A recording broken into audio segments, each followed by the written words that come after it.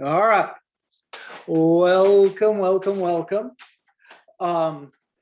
Second class, we have some things to do here in comm 2200 media history.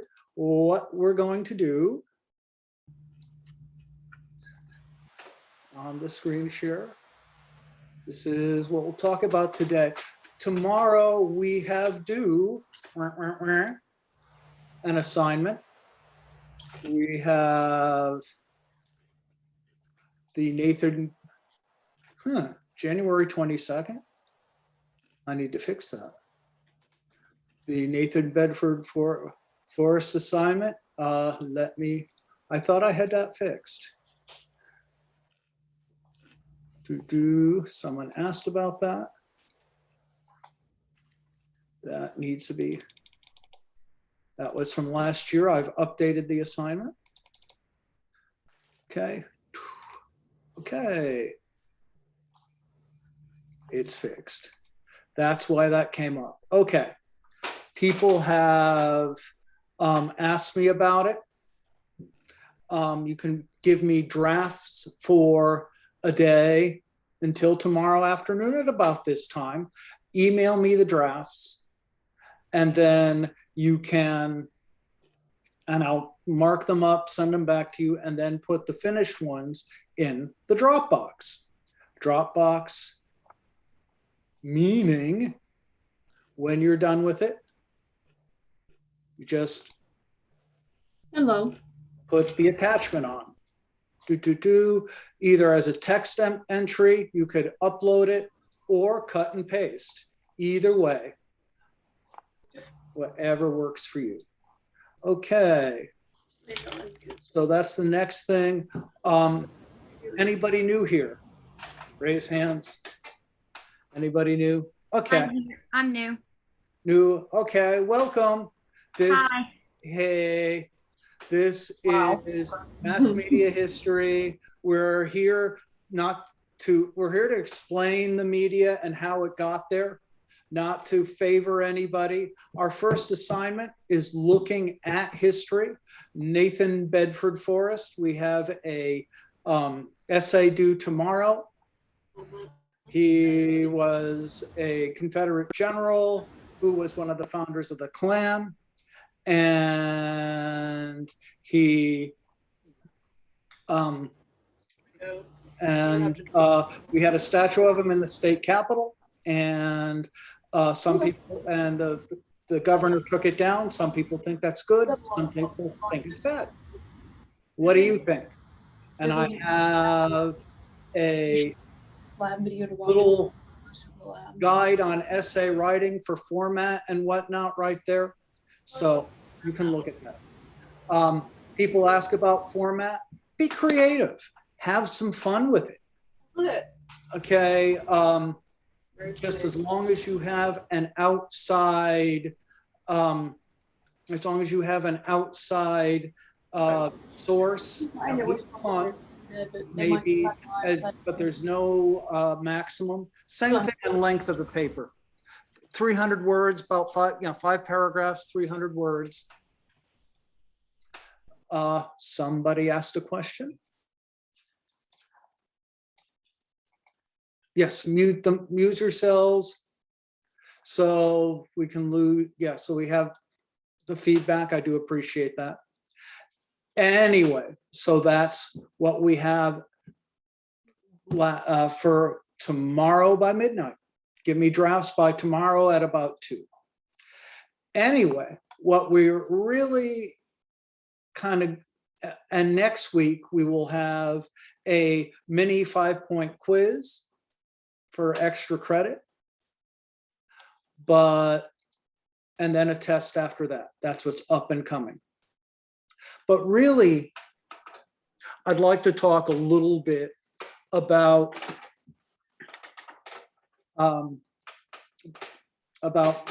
what's good and bad as we look at history and how to look at it. And this is relevant to your essays. Somebody else had a question?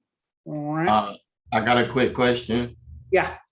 You say due tomorrow by midnight, but then you also say at 2. And I also have one more question I gotta think of. Right. MLA is fine. MLA or APA, whoever said that. But tomorrow midnight. Okay, tomorrow midnight. Also, is it a persuasive essay or argumentative? Like, do we need a counter argument or are we just Well, I would call it an essay. I'd hate to categorize it. It's a history essay. What do you think we should do with the statute? Make your point, back it up every time with some sort of outside source. This is one of the things that happened. In the drafts already, one of the big things is, for example, I think the governor caved into political pressure. Well, and then they just left it. You need an according to. You need to say, according to some critic, according to the Nashville Tennessean, according to local news station, the governor really didn't want to, or the governor said he didn't want to. You say he didn't want to, but he had to do it for political pressure. You can't say it. Use somebody else's words to back up what you say. That's kind of the lesson here. Or you could say we should take it down because it affects people of color, and say, according to blah, blah, blah, this is how it affects people. I'll go into that in a second. I'll go into a lot of that in today's presentation, because how you look at things changes over time. For example, here's the First Amendment. Congress shall make no law respecting establishment of religion, prohibiting free exercise thereof, abridging freedom of speech or the press, or the right of people to peaceably assemble and to petition government for redress of grievances. Okay. No state religion, or no prohibiting or the exercise of religion. You can worship whoever you want. Or abridging free speech or the press. Again, all free speech. Does that mean you have a right to send a selfie of your junk to somebody just because? What about harassing? What about porn? Ben Franklin loved porn. He was a member of the Hellfire Club. He loved, so what about all this stuff? Cyberbullying. These guys didn't see it coming. The idea of freedom of speech is an idea that evolves over time. It's a, what they thought about speech 200 years ago may be different today. What about protesting using the flag? What about Colin Kaepernick kneeling during the national anthem? Some people think that he shouldn't do that. Some people think that you should not burn the flag. Some people that say you should as a protest. Is that free speech? See, these things change over time. Here's a couple different ways of looking at free speech. First Amendment was dead letter for much of American history. Why? Who has rights under the Constitution? In 1787, who had rights? Only white male property owners. A little portion of the population. People of color and women, no rights at all. So, no rights. I mean, look at what we did to the Native Americans. Wiped them out, wiped out their religion. See? So there you go, dead letter. Now though, this guy, Dr. Tim Wu of Columbia University, says we're going too far to limit free speech. Look at Afghanistan. You never see pictures of our troops, because the government won't let us have pictures from the front line. Look at what people say they're trying to do with social media. You know, certain political things aren't allowed by the social media people themselves. Should they, should they not? What about misinformation? Do we have the right to spread misinformation on COVID vaccines? This, Dr. Wu says, too often we are trying to control free speech, trying to say that free speech exercised by the media, by the press, is bad. So with everybody arguing, free speech isn't working according to this guy. On the other hand, First Amendment guarantees free speech, gives Americans the rights to express themselves without worry. It is the most basic part of freedom of expression. Is it good? Does it work? Does it not work? Depends on how you look at it. Libertarian philosophers say anything goes. Spread all the porn you want, say terrible things. What the heck? I think people on all sides of the political spectrum are uncomfortable with some of the things we do under free speech. To hell with consequences. Well, there you go. Whose job is it to determine the consequences? You know, do we know what the consequences are going to be before you say it? Not always. You know, so, you know, violence. Should we limit violence? Does showing Fast and Furious movie volume 64, does that make people want to drive their cars off bridges? Should we limit that? I don't know. Hey, there's a photobomb. Hey, photobomb behind somebody. It's okay. It's okay. But yeah. So Sorry. it's okay. I have a question. Yeah. In a lot of like free speech stuff, specifically relating to like porn, social media, is like Right. very morally based.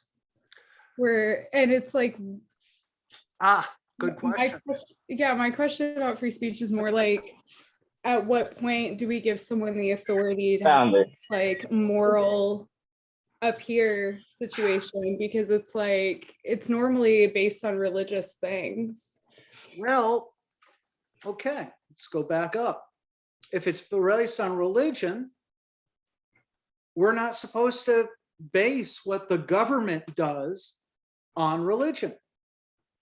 But we do. So where's the checks and balance failing? And like, how does that? Well, the big thing is what we do in private businesses and in our personal lives is different. I can stop somebody from cursing in my house, but the government can't stop you from cursing on the street.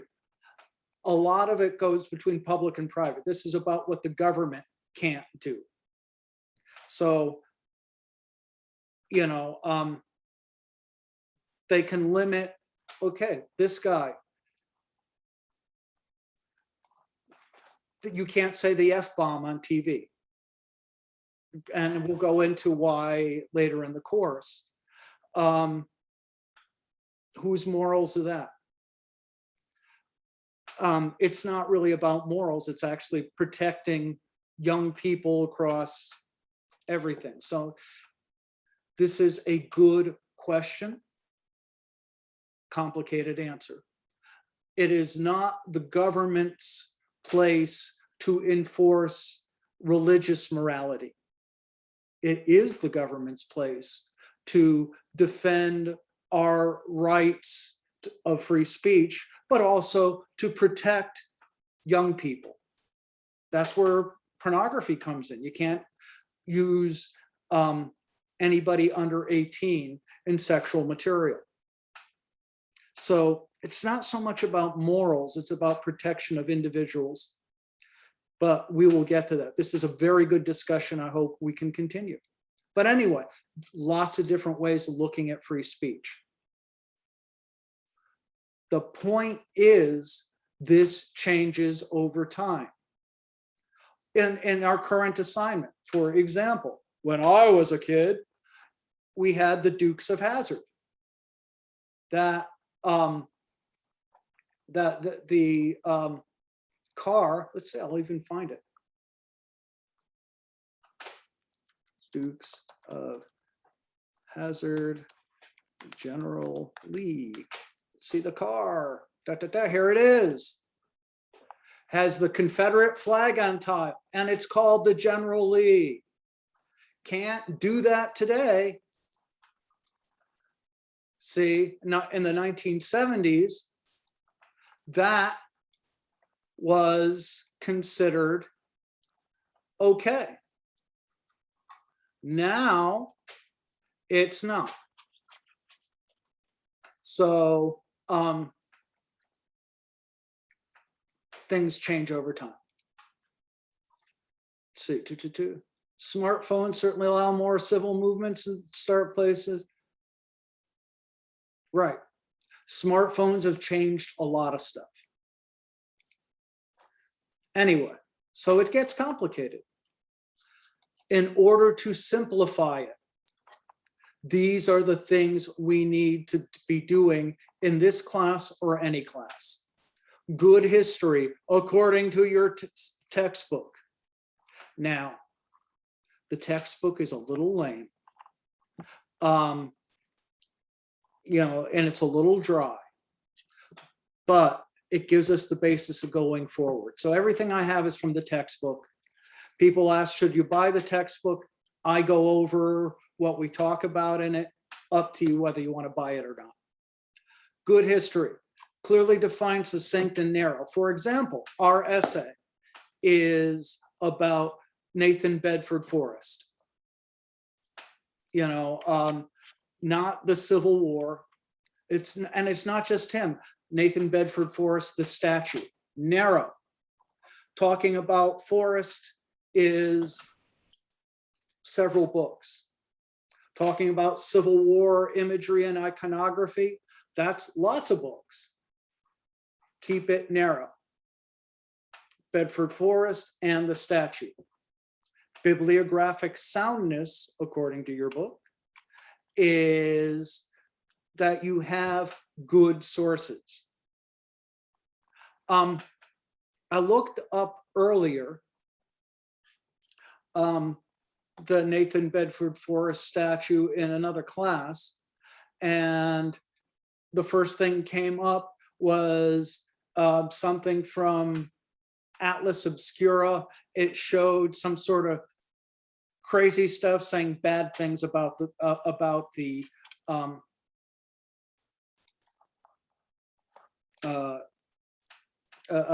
statue, and that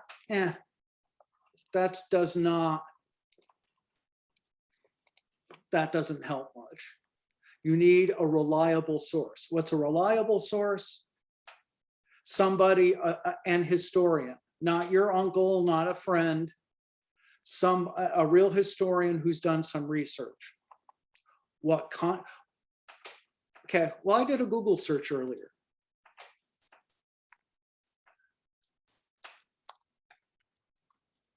Let's do a Google search. Google Nathan Bedford Forrest statue. Here it is. Let's see the list. The Tennessean, Wikipedia. Okay, here's what I was talking about.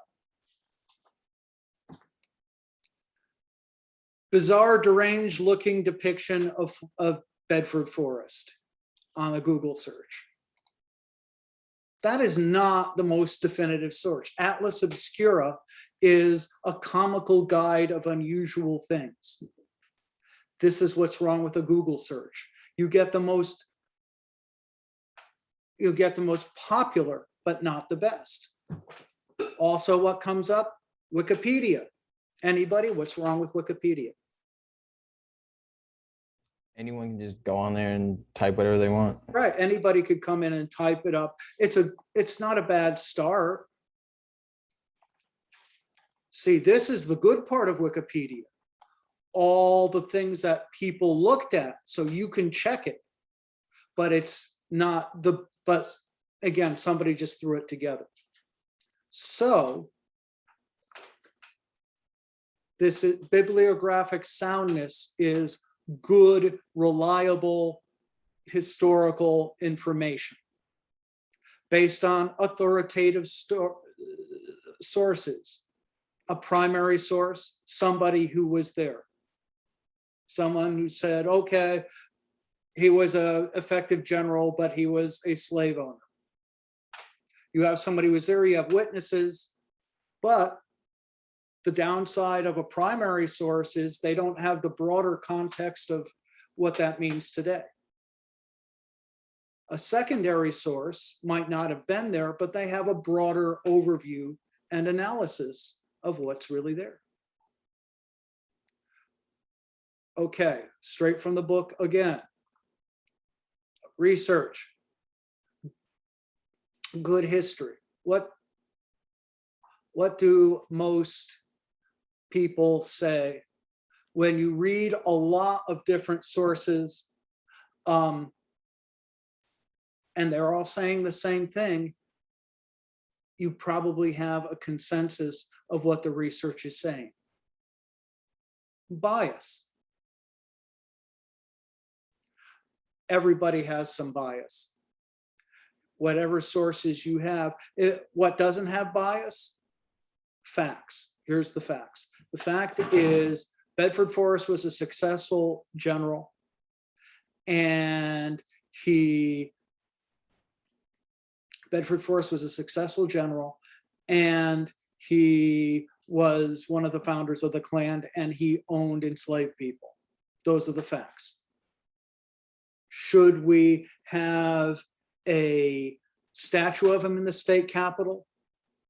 That's where bias comes in. You could be biased one way or the other. You can use those facts to argue different perspectives.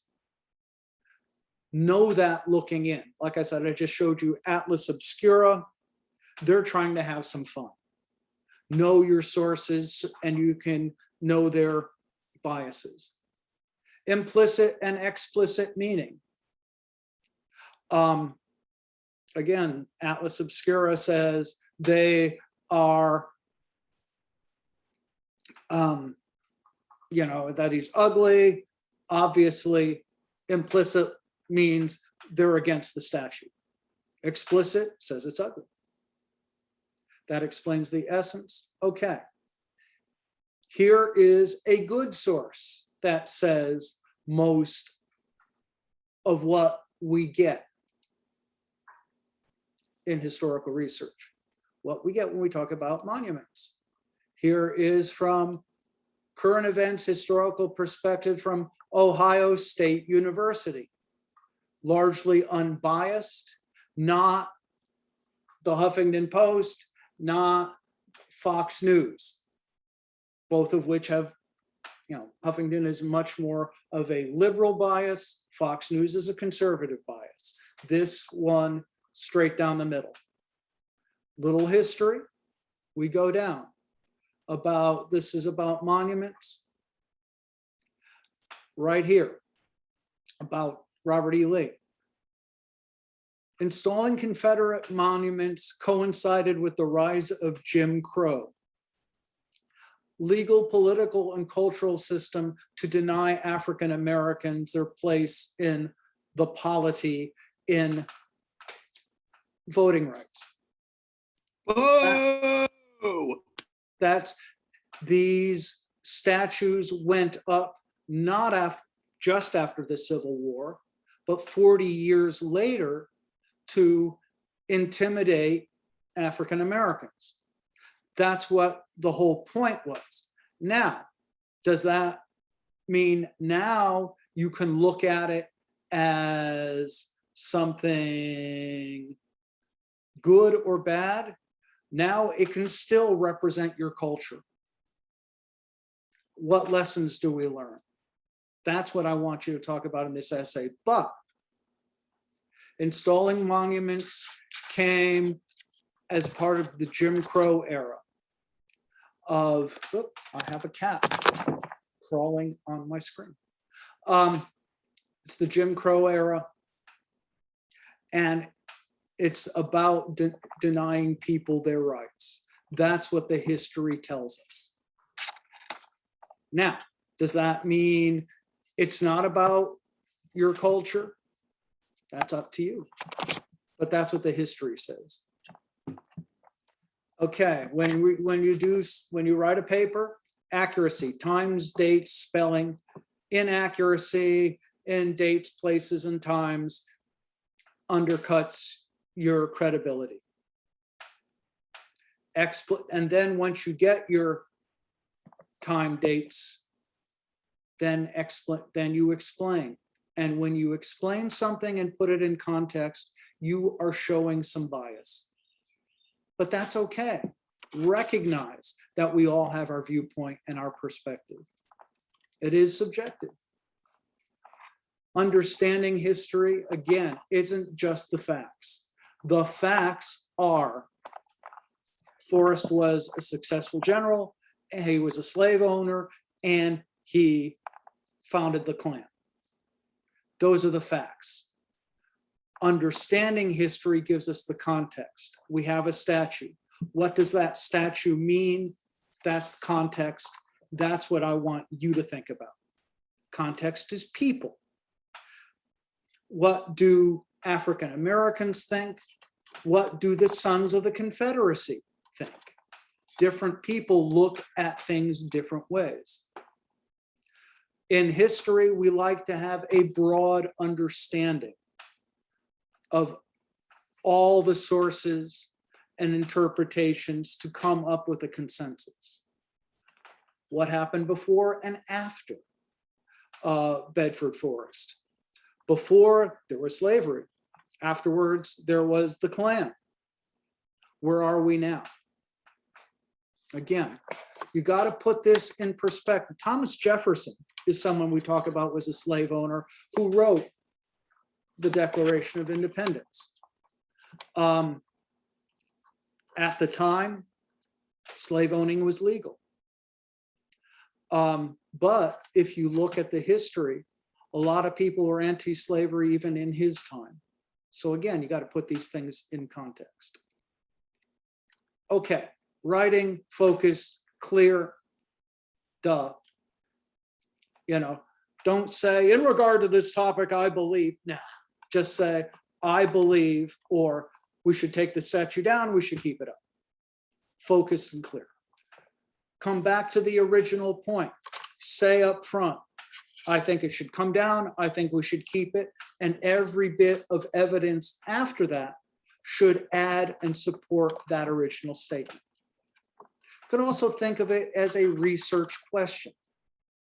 If you could boil this down to a dependent and independent variable, whether it's in art or history or science, you have a good focused question. In this case, dependent variable, the thing that varies, the thing that depends, what we do in the with the statute depends on the independent variable, the history. What does the history tell us about what we should do with the statute? Two different things, you have a good essay. Again, not just in history or science. See, sources dependent. What depends? The meaning. The meaning depends on the history. Welcome to college. I get to say this. Ooh, truth. What is truth? Sources have their biases. You know, remember, you know, the truth is just the, you know, facts are facts. Truth is a little squishier. The truth is some people want to take the statue down. The truth is, some people want to keep it up. We have different truths. We have gospel truth. We have our personal truths.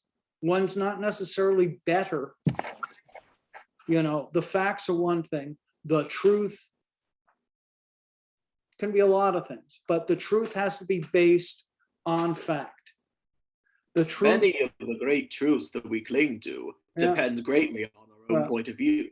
Right. It's again, it's squishy. Like vaccines. We know the vaccines help prevent the COVID. Vaccines are not perfect. Those are both truth. What you do with those truths is up to you. Now, having chips in the vaccine to track you, that's not true. That's not factual. That's crazy crap. You know, base your ideas on fact, not crazy stuff. Historians may have personal ideas, but they must back up their ideas with facts.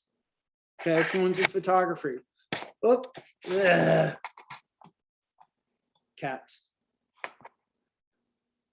Will phones replace cameras? Dependent phone, dependent cameras. Again, another. Yep, they predicted that phones will replace cameras, and it looks like that's happening. Okay, and we have one more person. Didn't Jefferson put there be some form of anti-slave? Yes, he did. And it did indeed get, that's very good, Brendan. Yes, it got weeded out. Does one's personal life reflect one's public life? That's another thing. So yes, a very good point. So no. You guys, yeah, welcome to the house. Anyway, yes, Juniper, somebody's out and someone's passing by. Anyway, we got our stuff. Think about all of this as you do your essay. I'll take drafts as of tomorrow at about this time. Excuse me. What's on that? Go.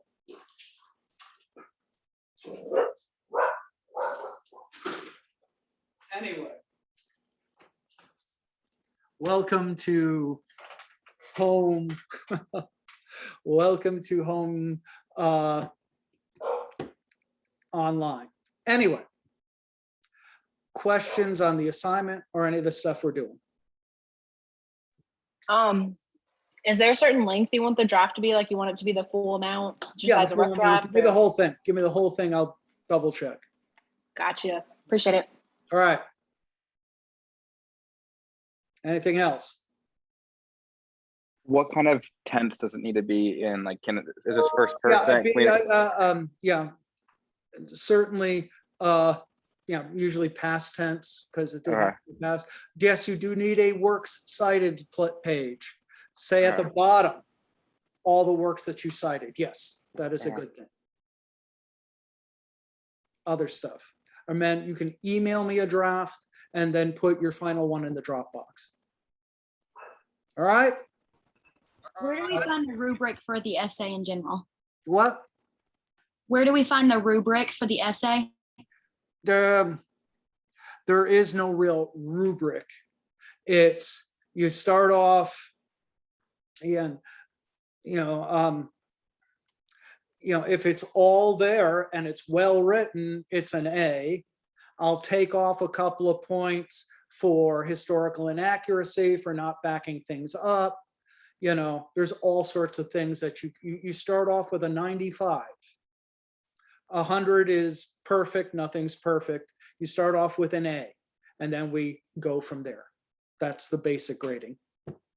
100 is perfect or extra effort.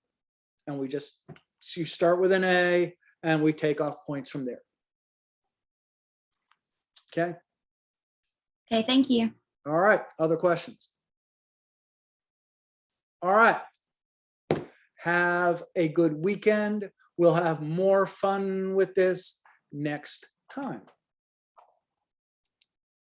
Have a good afternoon. Appreciate it.